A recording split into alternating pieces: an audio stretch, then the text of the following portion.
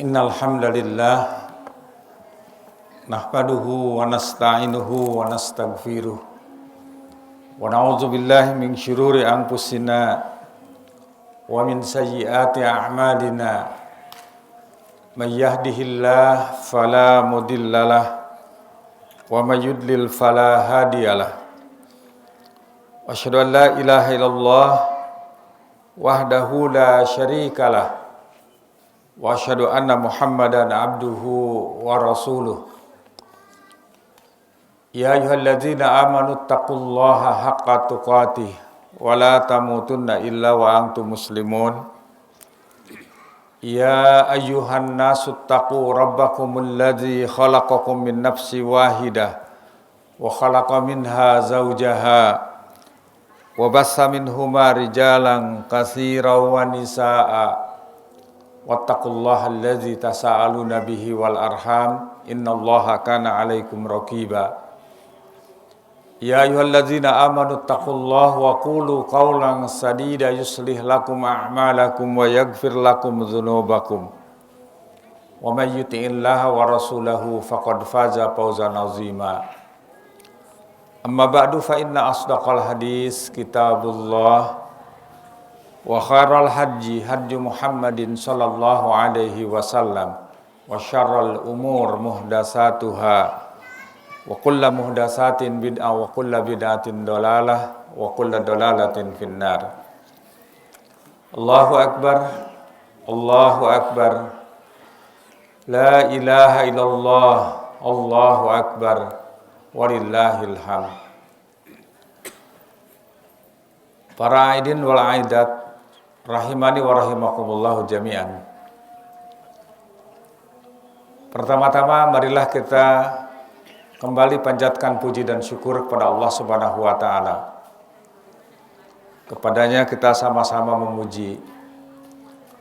Kepadanya pula kita sekalian memohon pertolongan serta perlindungan. Juga kepadanya kita memohon pengampunan dari segala dosa dan kehilapan, baik yang kita lakukan dengan sadar ataupun yang tidak kita ketahui. Barang siapa yang mendapatkan petunjuk dari Allah Subhanahu wa taala, ketahuilah tidak ada seorang pun dan kekuatan apapun yang akan sanggup untuk menyesatkan kembali. Demikian juga barang siapa yang karena ulah dan tingkahnya tetap ada dalam kesesatan, tidak ada ikhtiar, tidak ada usaha yang sungguh-sungguh untuk melakukan perubahan dalam dirinya, ketahuilah tidak ada seorang pun dan kekuatan apapun yang akan sanggup menjadi penolong untuk menunjukkan ke jalan yang benar. Mari kita segarkan kembali dua kalimat syahadat yang menjadi pilar utama keislaman kita masing-masing. Bersaksi bahwasanya tidak ada Tuhan yang hak untuk diibadahi dengan benar kecuali Allah Subhanahu wa taala, dan bersaksi bahwasanya Nabi Muhammad sebagai hamba dan utusannya. Semoga salawat dan salam dicurahkan kepada beliau, kepada keluarganya, kepada sahabatnya, dan juga kepada umatnya yang setia mengikuti petunjuk beliau sampai hari kiamat. Allahu akbar, Allahu akbar, la ilaha illallah, wallahu akbar, walillahil hamd. Ikhwatul iman, alhamdulillah juga kita masih diberikan nikmat sehat, nikmat umur, sehingga kita masih bisa melaksanakan sholat Idul Adha pada masa di mana umat manusia di dunia ini sedang diuji dengan wabah COVID-19. Namun, alhamdulillah kita masih diberikan kekuatan, masih diberikan kesempatan untuk beribadah kepada Allah Subhanahu wa taala di hari raya yang agung ini. Di hari raya secara khusus Allah Subhanahu wa taala memerintahkan kepada kita untuk sholat dan menyembelih kurban. Sebagaimana firman-Nya dalam Al-Quran, A'udzubillahi samil alim minasyaitonir rajim. Fasholli li rabbika wanhar. Hendaklah engkau menegakkan sholat semata-mata karena Rabbmu, karena Allah Subhanahu wa Ta'ala, dan sembelihlah kurban. Dari Idul Adha ini banyak sekali hikmah yang bisa kita ambil. Paling tidak yang pertama adalah penekanan kembali agar kita senantiasa beribadah kepada Allah Subhanahu wa Ta'ala. Yang kedua, agar kita berani berkorban untuk kepentingan agama Allah Subhanahu wa Ta'ala. Yang ketiga, kita senantiasa tawakal, berserah diri kepada Allah Subhanahu wa Ta'ala. Yang keempat adalah senantiasa mensyukuri segala nikmat yang Allah berikan kepada kita. Paling tidak 4 hal itu yang bisa kita ambil hikmah dari upacara Hari Raya Idul Adha ini. Di mana yang pertama kali adalah mengingatkan kembali kepada kita bahwa kita diciptakan oleh Allah Subhanahu wa Ta'ala untuk beribadah kepadanya. Sebagaimana firman-Nya dalam Al-Quran di surat Az-Zariyat, surat ke-51 ayat 56. Wa ma khalaqtul jinna wal insa illa liya'budun. Aku tidak menciptakan jin dan manusia melainkan untuk beribadah kepadaku, untuk mentauhidkan Allah, untuk menghambakan diri kepada Allah Subhanahu wa Ta'ala, untuk mentaati Allah Subhanahu wa Ta'ala dengan melaksanakan segala perintahnya dan menjauhi larangannya, untuk tidak menyekutukan Allah Subhanahu wa Ta'ala. Kemudian di ayat yang lain, di surat Al-Baqarah ayat 21, Allah Subhanahu wa Ta'ala juga mengingatkan kepada kita bahwa hidup adalah merupakan anugerah Allah Subhanahu wa Ta'ala, karunia Allah Subhanahu wa Ta'ala, dan takdir Allah Subhanahu wa Ta'ala. Kalau hidup boleh memilih, mungkin kita tidak memilih jadi orang setu. Kalau hidup boleh memilih, mungkin kita tidak mau hidup di masa pemimpin yang tidak amanah, di masa maraknya korupsi, di masa maraknya pandemi. Seandainya kita bisa milih, tapi itu merupakan takdir Allah Subhanahu wa Ta'ala, merupakan qada, ketentuan Allah Subhanahu wa Ta'ala yang tidak bisa dirubah. Namun Allah mengingatkan bahwa dalam hidup ini ada tugas. Apa tugasnya? Yaitu beribadah kepadanya.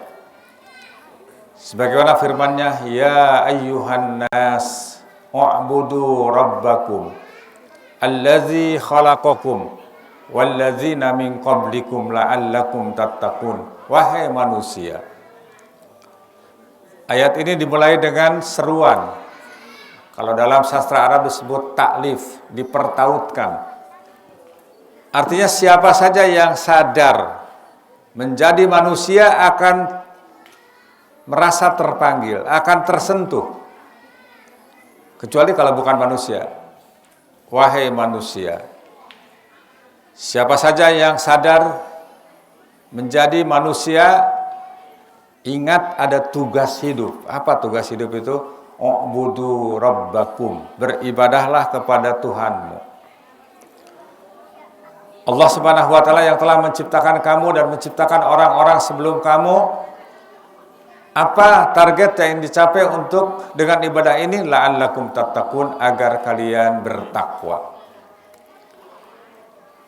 Takwa dalam artian yang sempit adalah menjadi orang-orang yang melaksanakan perintah Allah Subhanahu wa Ta'ala, menjauhi larangannya. Takwa adalah sebuah kewajiban dan juga kebutuhan. Kenapa takwa merupakan kebutuhan? Karena takwa adalah bekal hidup yang terbaik. Takwa adalah busana hidup yang terbaik. Takwa adalah derajat puncak seorang mukmin. Takwa juga adalah tiket untuk masuk surga. Dan di dunia orang yang bertakwa, Allah memberikan jaminan diantaranya, wa may yattaqillaha yaj'al lahu makhraja wa yarzuqhu min haitsu la yahtasib. Barang siapa yang bertakwa kepada Allah Subhanahu wa taala, Allah akan memberikan jalan keluar, solusi dari berbagai macam persoalan, berbagai macam permasalahannya, dan akan memberikan rizki dari arah yang tidak disangka-sangka. Kalau hidup kita terus banyak persoalan, banyak masalah, banyak problema, seolah-olah tidak ada solusi. Tanya diri kita, apakah kita sudah termasuk orang yang bertakwa? Kemudian rezeki juga sulit. Jangankan mencari yang halal, yang barokah, mencari yang haram pun, malak pun, merampok pun, membegal pun susah. Itu jangan menyalahkan Allah Subhanahu wa taala. Tanya diri kita, apakah kita sudah termasuk orang-orang bertakwa? Wa may yattaqillah, dan barang siapa yang bertakwa kepada Allah Subhanahu wa taala, maka Allah akan menjadikan segala urusannya itu mudah. Ikhwati iman rahimani wa rahimakumullah jami'an.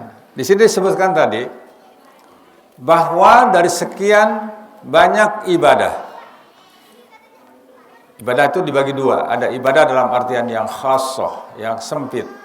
Itu pengabdian langsung kepada Allah Subhanahu wa taala, yang tata cara, acara dan upacaranya secara rinci sudah dijelaskan dalam Al-Qur'an dan hadis. Seperti bersuci, taharah, mandi, wudu, sholat, zakat, saum, haji, umroh, itu sudah jelas, terang, tinggal melaksanakan. Tapi ada ibadah dalam artian yang luas, itu seluruh aktivitas yang dicintai dan disukai oleh Allah Subhanahu wa taala, baik yang lahir ataupun yang batin. Ibadah dalam artian yang khusus, yang paling penting adalah sholat. Makanya secara spesifik di sini disebutkan fasalli, hendaklah kamu salat li rabbika, semata-mata karena Rabbmu, karena Allah Subhanahu wa taala. Karena salat adalah merupakan ibadah yang paling penting. Salat adalah merupakan tolak ukur baik atau tidaknya ibadah yang lain. Salat adalah amalan yang pertama kali akan dihisab di akhirat nanti. Salat juga yang memisahkan antara seorang hamba dengan kekafiran. Makanya sahabat yang mulia Umar bin Khattab radhiyallahu anhu pernah mengatakan, jika engkau melihat seseorang menyia-nyiakan salat, maka demi Allah dia akan menyia-nyiakan yang lainnya. Makanya beliau ketika memilih gubernur itu yang dilihat salatnya. Alasan beliau apa? Orang yang tidak sholat itu, jangankan kepada rakyat, jangankan kepada semua manusia, kepada Allah Subhanahu wa taala saja sudah kurang ajar. Makanya ini yang pertama. Ikhwati iman rahimani wa rahimakumullah jami'an.